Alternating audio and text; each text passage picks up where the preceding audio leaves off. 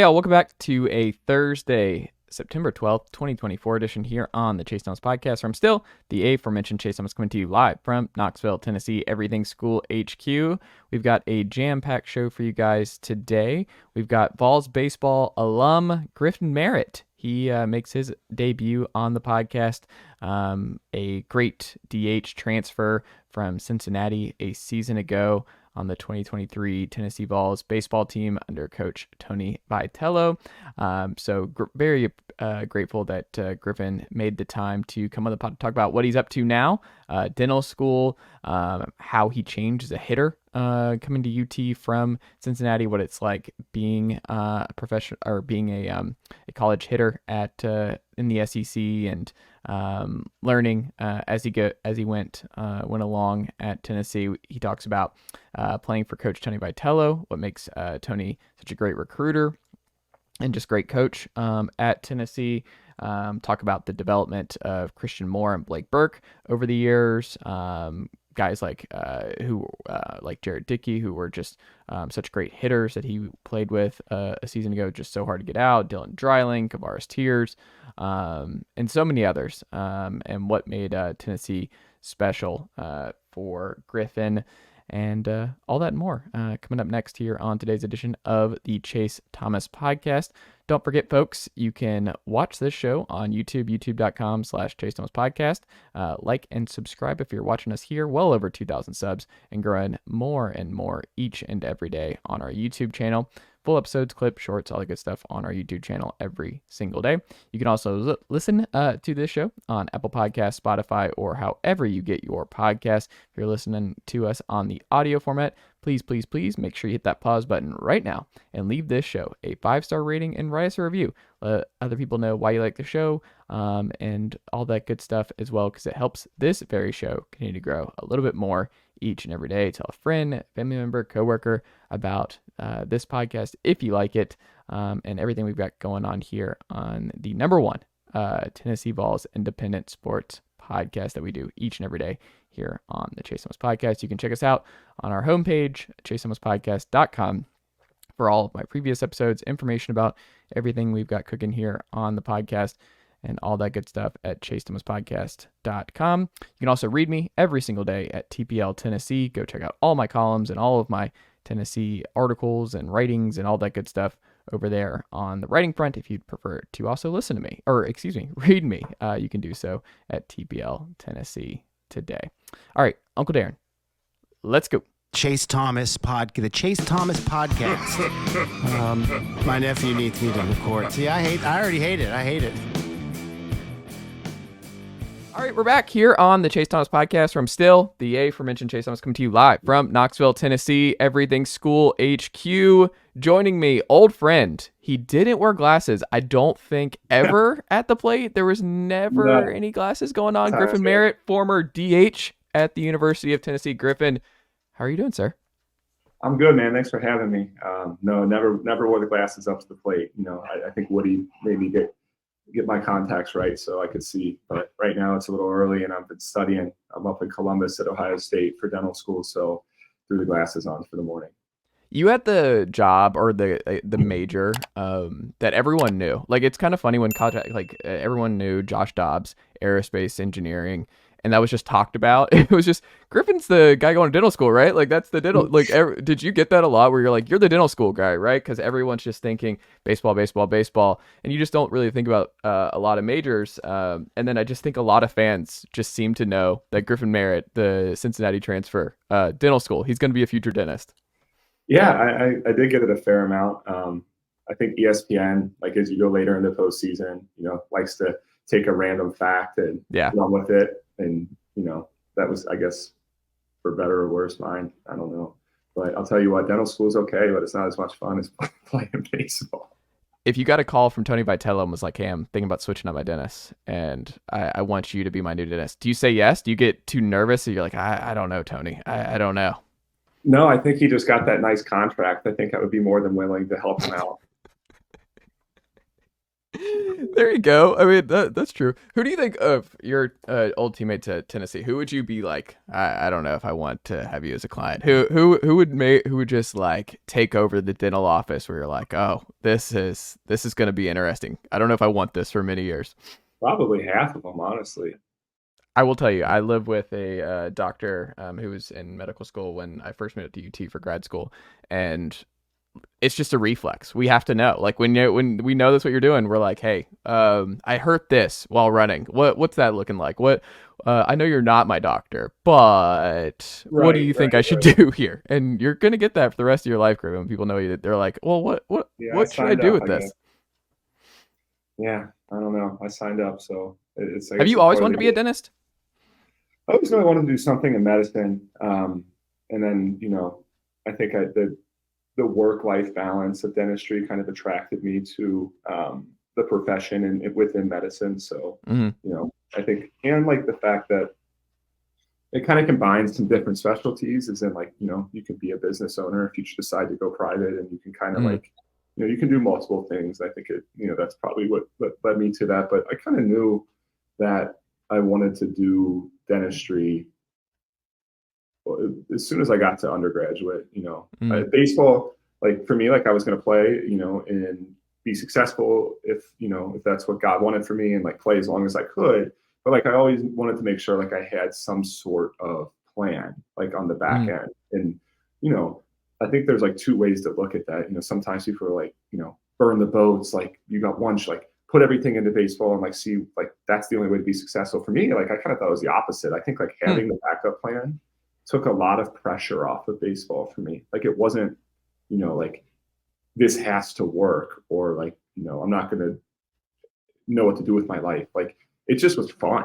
Like it was fun for me. Like, some people look at practice and you like get their practice schedule for the day, and Tony's making you get there at 10 and you're going to be there till 8 p.m. And it's like, man, like for me, it was like great. Like that is like my time in the day. Like that is like my time, like away from school, away from, whatever I have to do, like academic wise, like that was fun for me. And I think it just made me kind of appreciate and work harder, maybe just because I enjoyed, that time more than like if it never felt like a job to me. It always just felt like that was fun. So did you ever kind of worry? Because just modern college athletes and just what you have to do time wise. I mean, you talk about your day for practice and things like that, of moving from Cincinnati to Tennessee and just playing at a big time top two baseball program in the country, that like the expectations, the commitments, the time, the pressure is all very different. Did you kind of worry about the academics a little bit more when you're making that decision where you're like, this is baseball is huge here, and my time might be a little bit shifted as opposed to what I've experienced previously? I wouldn't say, it was a little bit different situation, because I had been accepted to dental school and graduated from Cincinnati before I came to Tennessee. So like academic commitment wise was way lighter when I was at Tennessee. As far as like baseball time commitment wise, like it's pretty standard across the board. Like there are like, practice like hour rules from the NCAA that, get followed somewhat. I think when you go to college sports, like anybody listening that's played college sports, like you have a very like unique relationship with the word optional. Like optional is not optional. Like a optional lift at 11 a.m. Like, hey, you don't have to come, but if you don't come, like, you're in trouble. Like, optional isn't very optional, I'd say. But so like flossing. Yeah, you know what? Hey, people don't want to floss. Keep me in business. We're trying to give you guys, everybody, the tools and not have to come see us. Nobody wants to listen. But UT, I thought did it like Coach Vitello and like Q and everybody and like Elan like did a really good job of like balancing like time. Like there's enough time. Like a lot of things, like for me when I was at the field, was like doing things on my own. Like I was like a big routine guy. Like I did mobility forever. I just like to stretch. I like to like kind of take care of my body, because your body largely dictates how you perform. Hitting's hard enough. Hitting when your back hurts, and hitting when your wrist hurts, and hitting when your neck's tight. Like you don't want to be doing that, especially when you're up there facing guys throwing 100. Like everything that you can control, like take care of it. As far as time commitment wise, like it wasn't much different between Cincinnati and Tennessee. Pressure wise, like probably different. For me, it just didn't feel different, probably because I was, a graduate guy, and it just didn't really, it didn't really affect me as much. I remember when I was younger and I'd play, like you get nervous or you get like butterflies or something, and like at a certain point, like after a couple of seasons, like those just subside, and you kind of realize like it's, you're more like just focused on your task, and like, not telling you like running out in front of an Omaha crowd doesn't like kind of get you for a second, but like the pressure of the situation, I feel like you have much pressure. It's just like, I'm just trying to execute, what I've prepared for, versus like letting the moment kind of get to, but like I think everybody's a little guilty of that happening when you're young. Interesting. Well, you talk about running out in Omaha and the nerves and everything. I'm also curious on the flip side, because like you coming in as a graduate transfer from Cincinnati, you're one of the older guys. One of the sports cliches is like when you bring in an older guy where he takes people under his wings. It's his job to be like, he's the veteran in the room. He's with how much Tennessee lost from 22 to 23. It was like, oh, Griffin Merritt, he's a big transfer portal lad. He's older. He hits for power. Feels like he's a plug and play guy here for Vitello in Tennessee. Did you think about that at all? Of like, oh, I'm coming into still a new locker room where I don't know anybody and they're just expecting me to be kind of a leader. Are you a natural kind of leader and build those kind of relationships? Or are you more of a quiet, just like, I'm going to show up and do what I need to do, but I'm not necessarily going to be that older veteran presence leader type of guy? Yeah, I definitely think I gravitate towards leadership, like just personality wise, it's like, something I enjoy. I got to Tennessee, even though like I had a track record, like I had like, accolades and, a track record in college baseball, like it didn't matter because it wasn't with those kids. Like I didn't want them, my teammates and those coaches and that staff to build like, I wanted to have faith in me, but like I wanted to earn that from them, because like, in order to lead, like you need people to believe in what you're doing. So I think like I didn't want to come in and be like, hey, like look at everything I've done. This is why you should listen and respect. Like it's like, okay, like I know you guys know about this stuff, but like let me show you why that happened. So when I was like, I just busted my ass like immediately. Like I wanted people to be like, that's the first guy there, the last guy to leave. Like that's, that guy's hardworking. He's doing things right. And like, that's what, like in the fall, like that was my job. Like, of course I was adjusting personally to being in a new place, but like, I think I earned that respect, like over some time in the fall, rather than just like trying to like have that be like the precedent. Like I came in and, oh, you guys should respect me. Like, I don't know, I'll show you why. And then at a certain point, it got like people started coming to me, hey, like, what do you do here? And like, I had a successful, I'm trying to remember, but like I had a successful fall when I was at Tennessee. I'm sure, like, I don't even know what hitting statistic or whatnot. I wasn't never a huge, like, look at the stats guy, but, from other people telling me, like, I'm sure like I hit like real well that fall. And so people started kind of coming to me like, hey, like, what do you do here? Like, what about this? What about like, in the outfield? How do you position? And like, that's when I got to the point where I was like, okay, like my team, like they are looking at me as a leader. Like, that's what I wanted. And then I was like, I'm here for a year. Like, I want to win. Like, I didn't come, I wasn't going to transfer somewhere not to win. Like, yeah, I could have went a bunch of different places. I went to Tennessee because I thought that was the best place to win. And like, for me, it was. And so I was like, okay, in order to win, like, I need these people around me that maybe don't have a lot of experience. You the team before you lose, 9 whatever big time players. Like, this is a fresh team. Like, the quicker I can help some of these freshmen, redshirt freshmen, sophomores, Simo, Burke, like these kids are still young. I mean, they get 80 at bats their freshman year. Like, that's not, everybody kind of saw it too. Like, look like, it's the natural progression of sport. Like SEMO has a good freshman year, has a good sophomore year, has an unbelievable third year. Now, like he is a player, like physically, he was no different this year than he was, his sophomore year. It's like he had the experiences. So now he can perform better. So it's like whatever I could do to take my experience, I had 600 college at bats before I got to Tennessee. Like whatever I can do to, help somebody like learn something without having to go through it will make the team better and help us win. And like selfishly, when you're only there for a year, it's like, let me try to teach you every lesson I possibly can without you having to go through the down part of it to learn it. Because most of those lessons at baseball are learned at the bottom, like when you aren't performing. So, or where you fail. So it's like, if I can, help somebody not fail, it'll be good for them and it'll be good for me because we'll win more. So that was kind of my thing. But I think that at a certain point, like people just trusted, that like the people that I looked at as leaders were always people that did things the right way. Like I would never, like, it was hard for me to be led by somebody that like would say something, but then not do it. Like, hey, like we got to do this, this, and this, but then like I watched, but you don't do that.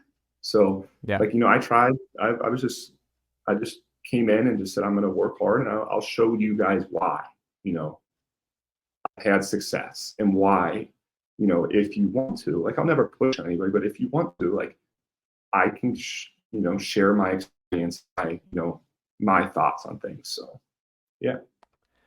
Well, you talk about like what you're showing and helping out the younger guys. What did you learn from the coaches that actually, because you had so many at bats, you talk about coming in from Cincinnati. What did Elander, Q, Tony teach you to get you better as the season went on and that make that adjustment to SEC ball? Because you really don't know what you're walking into until you actually get into conference play and you're like, oh, like we talked about before we even got started here, of like how similar the teams are in the SEC. There's such a thin razor margin for error and just there's so much Major League Baseball talent in the conference. What did they teach you to kind of get you ready as the season went on of how different this is really going to be for you?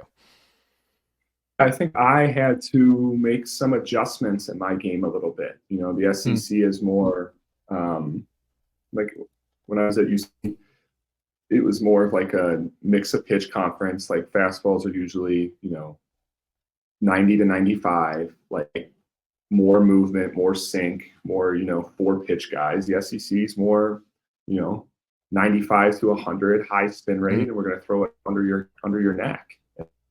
That's a big difference. Balls going like this or balls going like that. So I kind of had to make some adjustments as far as that went. And I think, with V and Elander, and Coach Bonfield and all of them, like being around it, they kind of helped me make like little tweaks. Like I think as a hitter,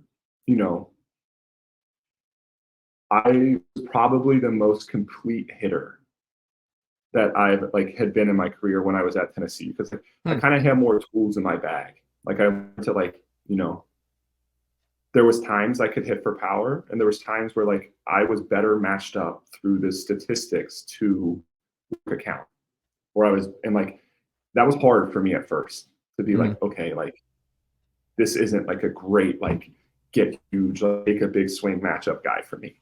Like that was, that was tough for me to walk up and be like, I'm going to try to hit a single to right field. Like that was never how I ever thought. But like, once I kind of bought into that of like, hey, like no, like in Shama the video op and statistics guy there is unbelievable. Like I knew when I like what was a good matchup for me and like my strengths and my swing to let it go. I also knew when it was a good matchup for me to, choke up a little bit and get down on the ball and try to hit, a line drive, to right field. And like once I kind of bought into that, I started having, much more consistent success. Now it's baseball, it's still up and down, but I think that, I like the coaching staff there made me more of a complete hitter. Like there was never like anything like big aha, like let's change this and do that. Like it was huge. Like they kind of let me come in and play, which was nice. Like I didn't want to go somewhere that was like, hey, you're here for a year. Let's like wipe everything and like here's how we do things. That was not what I was looking for. So like they let me play. They never tweaked with anything in like my stance or this or that, but like approach wise, like mentally, like let understanding, your matchup, which is just part of the game. Like it is a huge part of the game because pitching, pitchers are so different. Like every pitcher is different. Like the people listening have played baseball, like 95 is not 95. Like Paul Sings is 100, feels like 150, but like some guys 100 feels like 80. Like it's just weird. It's hard to explain. It's just how it is. But as a hitter, like if the pitchers are so different, like you need to be able to adjust too. I think of like, some guys, looking this year, because I watched a lot, like Burke and Simo this year changed a ton. Yeah. Burke widened out, right? Burke especially.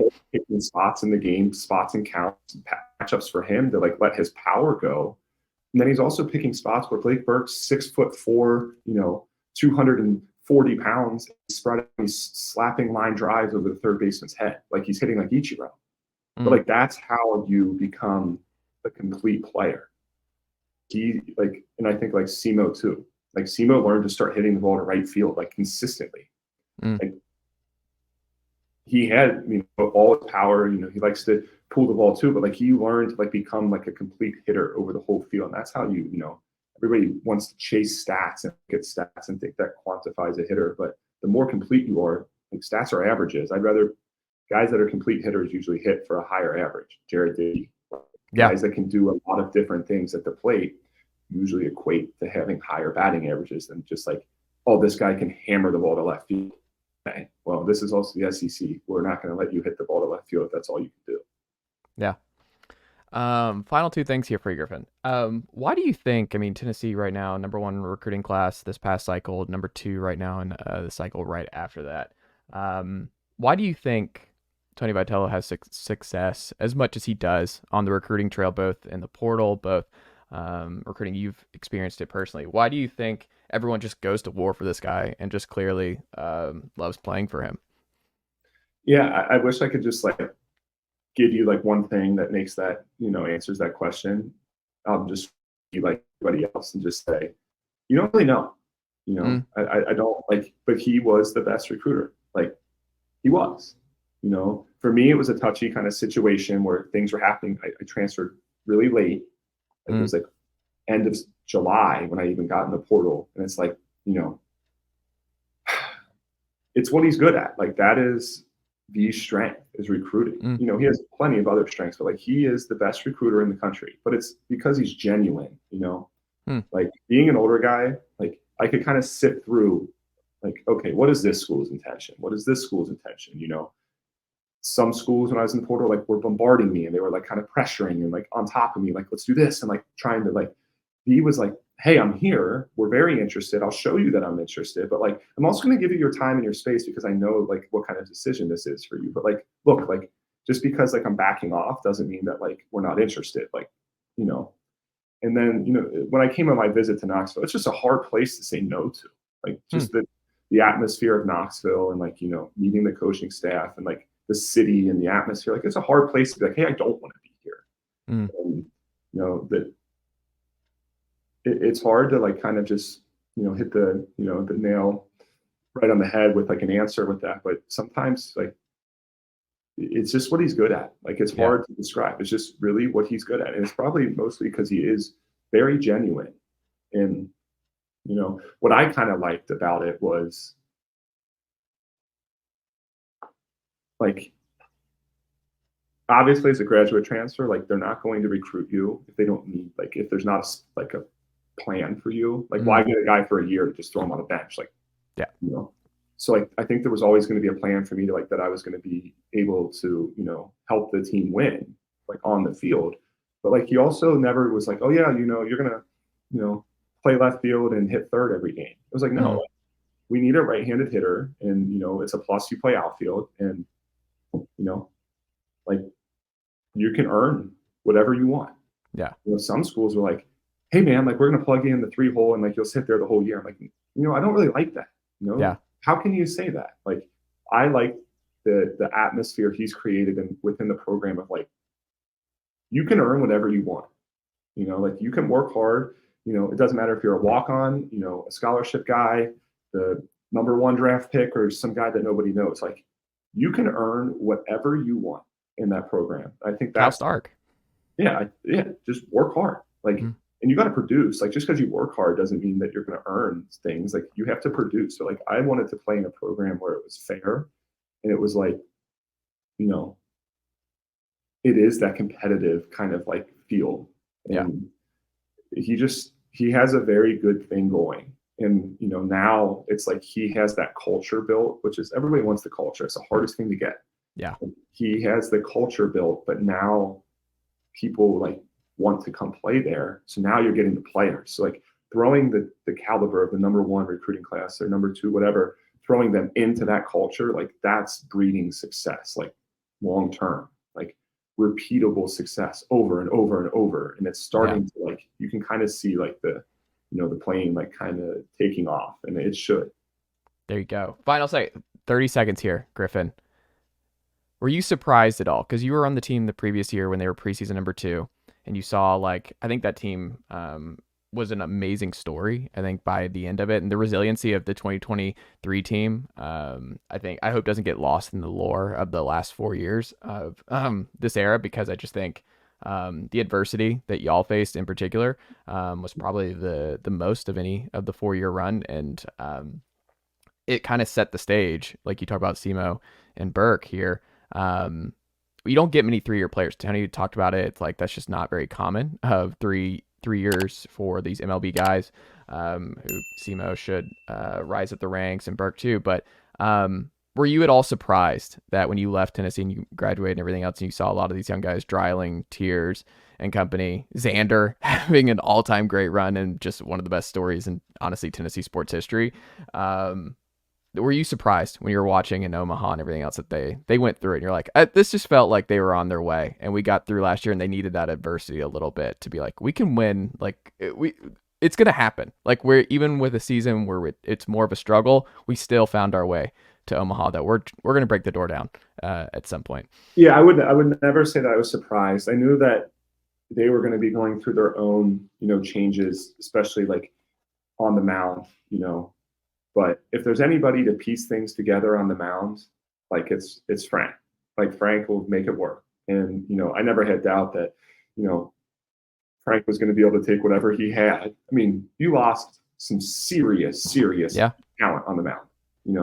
Big leaguers, like Seth just got called up, like big leaguers now, like, Chase, like, I mean, everybody, like you're losing massive talent on the mound. So like, I think that was the question mark, but it was never like I was surprised, because like, winning a national championship, it's very rare that like a team comes out of nowhere, wins the national championship, and they fall off. Like it usually takes like time, and it's like a progression. Like, I think of the 2021 team maybe, or gets to Omaha, and the team that lost the 2 games. And then like the year I was there, the 2023 team, gets to Omaha and we win a game. And then it's like the 2024 team gets to Omaha, and then boom, like you kind of got to pay your dues a little bit. And I think like, all of that lead up over the last 4 or 5 years, like it all culminated in this team, finally getting it done. I mean, there's programs that have been to Omaha 15 times that can't win. Like, it takes a little bit of like time. So I would never say I was surprised, because the talent was always there. The coaching staff was always a national championship coaching staff. It's just like, sometimes like you gotta just pay your dues. And like, I hope like, looking back at the team I was there, like, even though, we won a game, whatever, blah, blah, blah, like that experience helped those kids and helped those guys this year. And like, it helped, like you're calmer, like, what to expect, you're less like, oh my God, I'm in Omaha. You're like, okay, I'm here to win. Like, let's win this thing. And, I think that those guys were super deserving, and, they were great players. And I think that like Dylan and KT and, obviously Simo and Burke and Xander and Kurt, like those guys have all put in. It was no surprise to see them win. Like, I think after the Florida State game, the opener, I was kind of like, they're going to win. Like they will win this. And, sometimes you just can tell. And it was pretty cool. I was just so unbelievably happy and proud to be, a small part in, that program's success for the last 4 or 5 years. But, Coach Vitello has really, kind of cemented something special. And, I'm happy that the fans are behind it, and, I hope they keep supporting it, and it's going to be, special for some time to come for sure. So, it's a new challenge too. It's a new challenge. Now you're on top. It's like, now what are you going to do? Well, you're just going to keep recruiting. It seems like what Tony's going to do. He's just going to keep reloading. He's just it's hard to get there. Stacking talent. It's hard to get there. It's harder to stay. So I think V kind of operates on a challenge, but like he likes to think like he likes challenges. Like I think people sometimes like come at him and like will say something negative, but he eats that up. Like he loves it. So I think it goes without saying, like I think his next challenge is like, how long can you sustain this? And I think he is doing everything imaginable to do that. And I think the school, in the athletic department and Danny White and them are supporting that, as well. So it'll be pretty special to watch over the next, hopefully a long time. I love it. Griffin Merritt, thank you so much for making the time, sir. I greatly appreciate it. And don't be a stranger if you're ever in Knoxville. Let's do this again. We got to get him back next year. I was at a couple games. I came down for the game again, one of the games against Illinois, and I went to the UK UT basketball game after that, and then I was at the super regional game. Yeah. Against Evansville, the one. Evansville. Crazy. Yeah, the one that lost. Both games, I went. The basketball team lost to Kentucky, and the baseball team. All right, never mind. Griffin, you got to stay at Ohio State. You're staying in Columbus. I changed my mind, Griffin. We just can't. It's too important. I want to get the invite's rescinded. Game, so I don't know, but I'm scared. It's like every time I show up in Knoxville, we lose. So are you doing Peyton Manning? Yeah, I might stay away. Yeah, but no, I'm kidding. I'm going to try to get down there for a football game this fall. Maybe sometime in October. We'll see. There is a big game in October. I don't know if you're familiar with it. There's a third Saturday in October that's usually pretty big. Yeah, it's something in there. So we'll see. If I can find a ticket. If anybody out there is, got an extra ticket laying around, don't be a stranger. There you go. Who do you cheer for in Ohio State, Tennessee, in a national championship in football?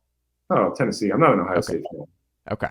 Yeah. There's only one public dental school in Ohio. So if somebody wants to foot my bill to go out of state to transfer to UT dental school, then also I'm free. Hit me up. He's open to the portal. He has experience in the portal. The dental portal, the baseball portal. Yeah. If anybody wants to make up the $60,000 a year difference, then I would gladly, be a supporter of the team on that. But I'm not really an Ohio State fan. Didn't really grow up one. More of a UT guy. So love it. Griffin Merritt, thank you. Wish you nothing but the success going forward here, man. And we'll have to check back in again soon. Awesome. Sounds good. Thanks for having me. Nicely done, nephew. The Chase Thomas Podcast. Hell yeah.